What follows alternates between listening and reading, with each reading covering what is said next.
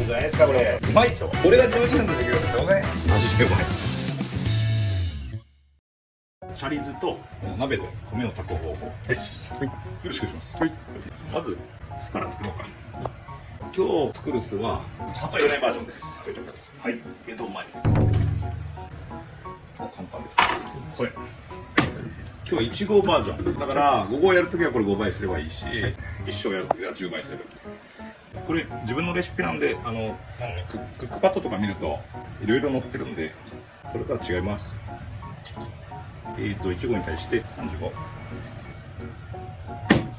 ーケー。塩が難しいんだけど、塩が 3.5g。0.5 測れないので、3になってもうちょっと入れたら終わります。ぐらい。で、砂糖を入れる場合は、だいたい塩の倍入れます。で、これまあ、そのうち溶けるんで。で、今日、これ米ね。これも、1合なんだけど、研いで浸水させて持ってきました。で、1合これ入れます、鍋に。そしたら、1合水取ります。普通のご飯で食べる場合は1合1合でいいんだけど、酢ってさちょっと硬い方が美味しいじゃん、米が。今日米1合なんだけど、普通だったらこれで大抵美味しいご飯食べれるんだけど、ちょっと減らします。1割ぐらいこれでいきます。で入れる、これでもね多いぐらいかな、水が。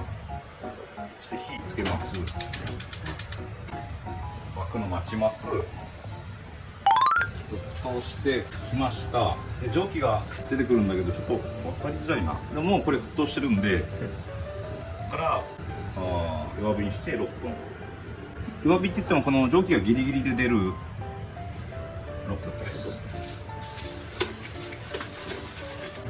蒸らす時に隙間あると蒸れないから、出てるねこれね。でこれで6分。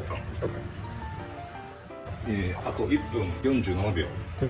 これ透明だから見えるけど、ちょっとここから見てみると、もうね、水がほとんどなくなって米も対流しない。直火で米を炊くっていうのはすごい美味しい。だから炊飯器は硬くなる。ただ保温ができないんだよね。まあレンジあれば受けチンして食べればいい。直火だとおこげもできそうですね。そうね、できる。これティファールかなんかでしょ。はい。だから多分できないけど、普通寿司屋でやると羽釜とかでやるから、この弱火の主題によっちゃできる。でもわざとおこげを作る人もいる。みんなこういう木の半台でシャリをこう切るでしょ。はい、これ熱いまま酢ぐ入れて切っちゃった方が、だから半台いらない。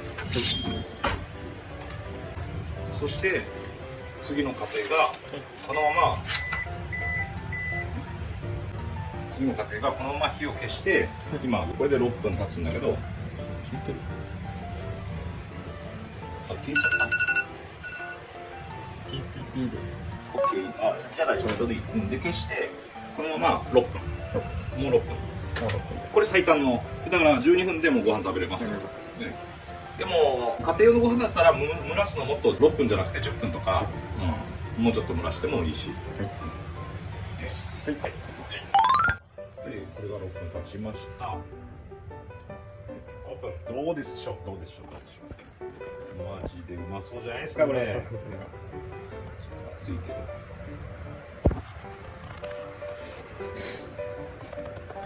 うまい。マジでうまい。この米自体がまあ米がうまいんだけど、そもそも熱いわ。うまくね。うまいでしょ。これが12分でできるんですよね。すごいね。で、まあ普通半台入れるんだけど、これそのままでも大丈夫。そのままいきます。で、半台のいいところは何かっていうと、余分なこう水分とか酢を吸ってくれるのが半台なんだよね。だからみんな昔の人は半台でやるんだけど、でも今の理論から言うと無駄な水分と無駄な酢があるから悪いわけでしょ。ってことは無駄な酢と無駄な水分を出さなければボールでもいいわけよ。シャリ切りなんで、はい、よし。であとこれ冷ましておくだけ。もうダマもないし、だからこんな木の宮島じゃなくてもいいし、こっちはくっつかなくてダマもできづらい。オッケー、シャリ完成。オッケー。もしよかったらチャンネル登録お願いします通知もオンにしてね